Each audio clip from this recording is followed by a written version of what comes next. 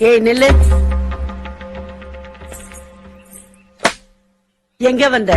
வந்த புள்ளிய வாமான்னு கூப்பிடாம எடுத்த எடுப்புலயே எங்க வந்தேன்னு கேக்குறா?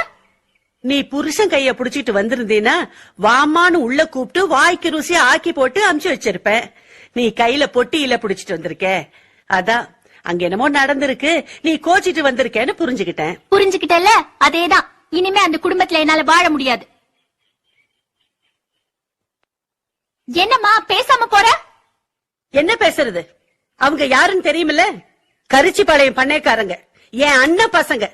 அந்த குடும்பத்திலே உன்னால பொழைக்க முடியலன்னா நீ வேற எங்கேயுமே பொழைக்க முடியாது. எங்கேயும் பொழைக்க வேண்டாம். நான் இனிமே இங்கேயே தங்கலாங்கிற முடிவோட வந்திருக்கேன். பைத்தியக்காரி, ஒரு பொண்ணுக்கு கழுத்துல தாலி ஏறிட்டாலே கட்டையில போற வரைக்கும் கட்டவும் வீடு தாண்டி நிரந்தரம். அத புரிஞ்சுக்கிட்டே போய் பொழைக்கிற வழிய நான் அங்க போக மாட்டேன். இங்க இருக்கிறதுக்கு நான் ஒத்துக்க மாட்டேன்.